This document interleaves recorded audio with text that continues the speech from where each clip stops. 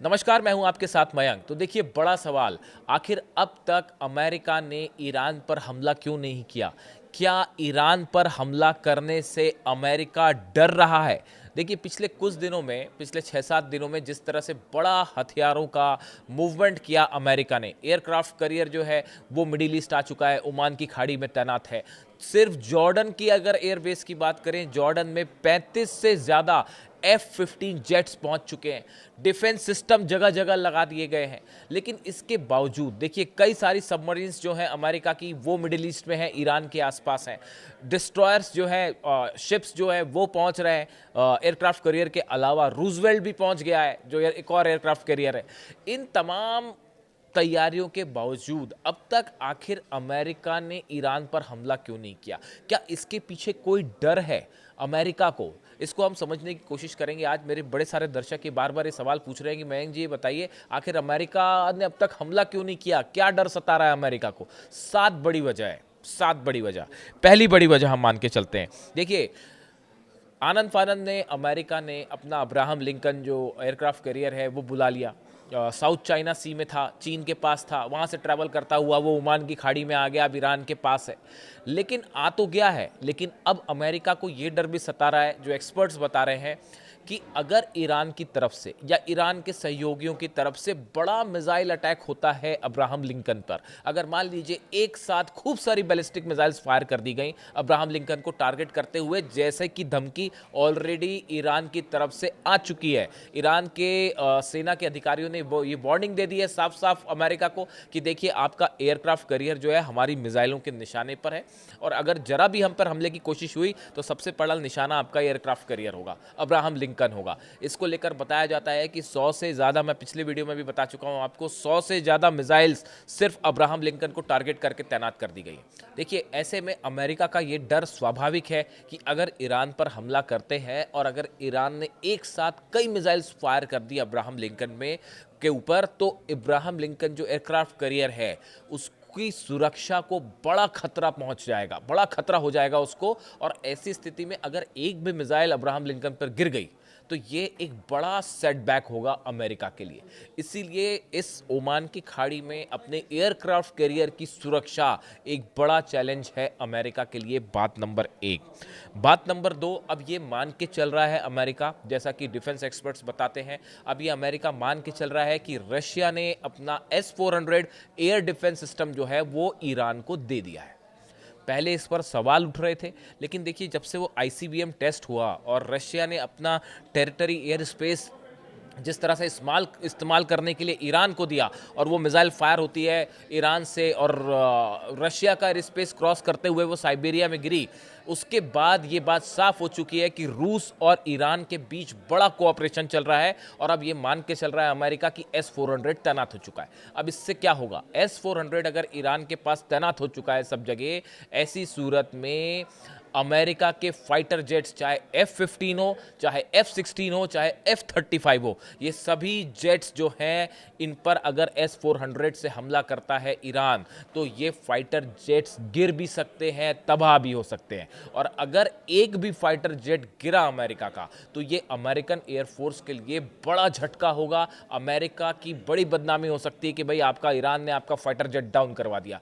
ये एक बड़ी बड़ी चुनौती है, जिसकी वजह से अमेरिका ने आनंद फानंद में कोई अटैक नहीं किया है। अपनी सेना तो बुला ली, अपने हथियार तो बुला लिए, लेकिन अभी तक यही रणनीति बन रही है कि भाई, हमला कैसे किया जाए। बात नंबर 2। बात नंबर 3, देखिए, सऊदी की तरफ से और कतर की तरफ से, दोनों देशों की तरफ से ये बात कह दी गई है अमेरिका को कि आप हमारे बेसिस का इस्तेमाल मत कीजिए। लेकिन देखिए, हकीकत ये है कि अमेरिका के जो फाइटर जेट्स हैं वो इन देशों में पहुंच रहे हैं, लेकिन हो सकता है यहाँ से हमला ना करें, वो यहाँ पे आने के बाद दूसरी जगह मूव हो जा रहे हैं। जैसे कि हमने देखा, टाइफून, ब्रिटेन ने जो अपने जेट्स भेजे, वो जेट्स अल उदैद एयरबेस पर आए, लेकिन उसके बाद वो वहाँ से, जैसा बताया जाता है, कि जॉर्डन के लिए मूव कर गए। यानी ये दोनों देश जो हैं, कई अरब देश ऐसे हैं जो ये नहीं चाहते कि भाई ईरान की मिसाइल हम पर गिर जाए, ये एक बड़ी वजह है। तो ऐसी सूरत में वो ये दिखाना चाहते हैं कि भाई हम अमेरिका की हमने जो है वो हमले में मदद नहीं की और हमने अपना एयर स्पेस या अपने बेस का इस्तेमाल नहीं करने दिया। ऐसी सूरत में बिना सऊदी के, बिना कतर के, कुछ ऐसे जो देश है इनकी मदद के लंबा लड़ाई करना अमेरिका के लिए बहुत बड़ी चुनौती है। देखिए पिछली बार इजराइल पर जो हमले हुए, ईरान की मिसाइल्स जो गिर रही थी, उसकी मिसाइल्स को रोकने में बड़ी मात्रा में जो काउंटर मिसाइल्स फायर की गई, डिफेंस सिस्टम से मिसाइल्स फायर की गई, वो जिसमें जॉर्डन का रोल रहा, उसमें सऊदी का रोल रहा, उसमें कतर का रोल रहा। इन देशों से डिफेंस सिस्टम लगा के जो मिसाइल्स ईरान फायर करता है उसको रोकने का काम करने में ये सऊदी देश जो है, ये अरबियन देश जो हैं, ये बड़े मददगार साबित होते हैं। अगर इनका इस्तेमाल ना हो तो अमेरिका के लिए वॉर को लंबा चलाना मुश्किल होगा। ये तीसरी बड़ी वजह है जो एक्सपर्ट्स मान रहे हैं जिसकी वजह से अभी तक अमेरिका ने हमला नहीं किया ईरान पे। हम चौथी बड़ी वजह मानते हैं, ये जो बताता हूँ मैं आपको, ये आप सब जान ही रहे हैं कि इजराइल का डिफेंस सिस्टम जो है, उसके जो डिफेंस सिस्टम है वो पिछले 12 दिन की जंग के बाद अपने सबसे वीक स्तर पे, सबसे कमज़ोर स्तर पर है। चाहे आप आयरन डोम की बात कर लीजिए, चाहे आप एरो की बात कर लीजिए, चाहे थार्ड की बात कर लीजिए। देखिए थार्ड की तो नई मिसाइल्स अभी आप पहुंचनी शुरू हो गई हैं, अभी भी आ ही रही हैं, तैनात ही हो रही हैं। लेकिन इजराइल का डिफेंस सिस्टम पिछले कुछ सालों के मुकाबले सबसे ज़्यादा कमज़ोर स्तर पर है। इसीलिए हमले को लेकर इजराइल में भी जो इजराइल की सेना है, इजराइल की एयरफोर्स है, वो उतना ज़्यादा उत्सुक नहीं है और थोड़ा सा डिफेंसिव होकर चल रही है कि भाई कहीं हम पे अगर बड़ा मिसाइल, और जो होना तय है वो होना तय है, अगर आपने ईरान पर एक भी हमला किया उसका नतीजा होगा एक साथ जो है, हो सकता है इस बार तो 600-700 मिसाइल्स एक साथ फायर हो जाए इजराइल पर। क्या इजराइल का डिफेंस सिस्टम इसको रोक पाएगा? ये अपने आप में एक बड़ा सवाल है। ये चौथी वजह जिसके कारण अभी तक अमेरिका ने हमला नहीं किया। पांचवी बड़ी वजह देखिए, ईरान ने आईसीबीएम टेस्ट के जो दावे किए हैं, ये अपने आप में एक बहुत बड़ा डेवलपमेंट है। अगर ईरान के पास ऐसी मिसाइल है जैसा कि दावे हो रहे हैं और जो टेस्ट किया उसने, और करीब 7000 किलोमीटर उस आईसीबीएम ने ईरान की जो है वो ट्रैवल करते हुए सटीक निशाने पे गिरी, वो साइबेरिया में, मतलब वो एयर स्पेस रूस का क्रॉस करते हुए निशाने पे गिरी है। ऐसी सूरत में अगर ईरान के पास 7000 किलोमीटर की रेंज की मिसाइल्स है तो आप ये बात समझिए, ये यूरोप के लिए और कई देशों के लिए बड़ी चुनौती। और कहा तो ये भी जा रहा है कि 10,000 किलोमीटर से ज़्यादा है, यानी अमेरिका भी रेंज में है। अब आप समझिए इस बात को, अगर कभी ईरान ने आईसीबीएम अटैक किया तो वो एक मिसाइल फायर नहीं होगी, वो एक साथ कई आईसीबीएम्स फायर होंगी। ये स्ट्रैटेजी है ईरान की, और ये स्ट्रैटेजी होती ही है कि वो ऐसा नहीं होगा कि एक आईसीबीएम चली और उसको अमेरिका ने रोक दिया, एक साथ कई आईसीबीएम मिसाइल्स फायर कर सकता है ईरान। और उस सूरत हाल में एक बड़ी चुनौती होगा, इंटरकॉन्टिनेंटल बैलिस्टिक मिसाइल्स को रोकना एक बड़ी चुनौती है। अमेरिका के पास सिस्टम है उसे रोकने का, इसमें कोई शक नहीं है, लेकिन ईरान की मिसाइल्स भी बेहद खतरनाक है, ये सब पूरी दुनिया जानती है। और जब एक बार आईसीबीएम फायर हो जाती है तो जब तक वो रुक ना जाए तब तक कोई गारंटी नहीं होती, बड़े से बड़ा डिफेंस सिस्टम को भी वो फेल कर सकती है। और हमने देखा जिस तरह से इजराइल पर मिसाइल्स गिर रही थी ईरान की, वो तस्वीरें आपने देखी होगी, उनकी स्पीड जो थी, जो आखिरी के दिनों में सेजेल, खुर्रमशहर और फतेह 2 मिसाइल्स गिरी, आखिरी के 4 दिनों में उनकी गति देखिए आप, वो तो विजुअल्स हैं, आप उन विजुअल्स को देखिए कितनी स्पीड से गिर रही थी वो। तो उसको रोकना जो है हमेशा एक बड़ा चैलेंज रहेगा। यही वजह है कि अभी तक अमेरिका ने ईरान पर फौरी तौर पर हमला नहीं किया।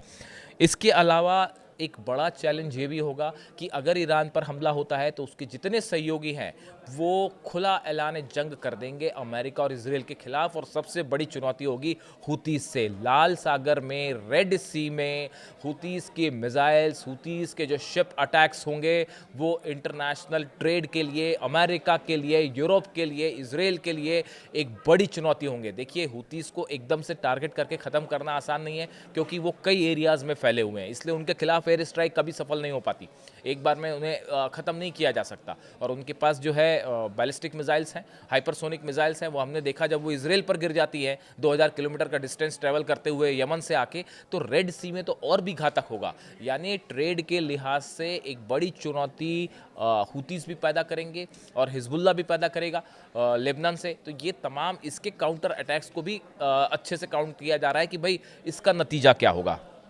और देखिए सातवीं बड़ी वजह और सबसे बड़ी वजह, बताया ये जा रहा है कि अमेरिका और इजराइल के कुछ एक्सपर्ट्स ने ट्रंप एडमिनिस्ट्रेशन को ये सलाह दी है कि देखिए अगर आप हमला करते भी हैं तो भी अली खामनेई साहब को सत्ता से हटाना नामुमकिन है। उनको सत्ता से हटाने की जो कोशिश थी, जो ये प्रदर्शन हो रहे थे, जैसा कि ईरान ने आरोप लगाया कि इजराइल की तरफ से फंडिंग हो रही है, अमेरिका की तरफ से फंडिंग हो रही है, विदेशी ताकतें इसको फंड कर रही हैं, इन सब कोशिशों के बावजूद अली खामनेई साहब को सत्ता से हटाने का जो षड्यंत्र था, जो प्लान था, वो पूरी तरह से फेल हो गया है। और अगर आप हमला करते हैं, कई सारे एक्सपर्ट्स का ये मानना है, तो उसके बाद भी आप वहाँ पे सत्ता रिजीम चेंज नहीं कर पाएंगे और ऐसे में अमेरिका के हमले का मेन मकसद जो है वही फेल हो जाएगा।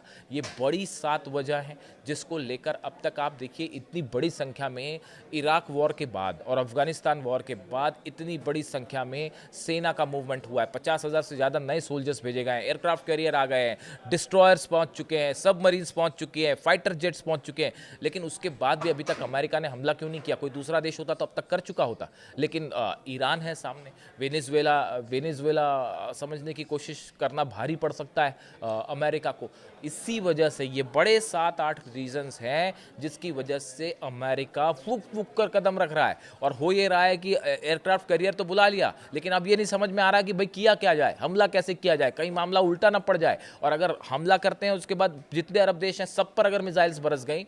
और आप एक बात और देखिए, जो अमेरिका के एयर बेसिस हैं, इजराइल और ईरान का डिस्टेंस तो फिर भी काफ़ी ज़्यादा है, उसमें तो मिसाइल्स ट्रैवल 1800 से 2000 किलोमीटर मिसाइल ट्रैवल करके आ रही हैं। लेकिन जो एयर बेसिस हैं अमेरिका के, चाहे जॉर्डन में हो, चाहे कतर में हो, सऊदी में हो, कुवैत में हो, सीरिया में हो, इन बेसिस को निशाना बनाना ईरान के लिए ज़्यादा आसान है। डिस्टेंस भी कम है और एक्यूरेट मिसाइल्स भी हैं, क्रूज मिसाइल्स भी हैं, बैलिस्टिक मिसाइल्स भी हैं। तो इस सब के सब बेसिस उसमें रहेंगे, टारगेट पे रहेंगे। और एक साथ अगर सब पे हमला हो गया तो डिफेंस सिस्टम को रोकना बहुत मुश्किल हो जाएगा। अमेरिका के डिफेंस सिस्टम को के लिए इस ईरान की मिसाइल्स को रोकना मुश्किल होगा। ये बड़ी 7-8 वजह हैं जिसके कारण अब तक अमेरिका ने ईरान पर हमला नहीं किया है और ईरान भारी पड़ता दिखाई दे रहा है। आपकी क्या राय है? कमेंट करके बताइए। इससे जुड़ा जो भी अपडेट होगा मैं आज तक पहुँचाऊँगा, आप तक पहुँचाऊँगा। Thank you so much.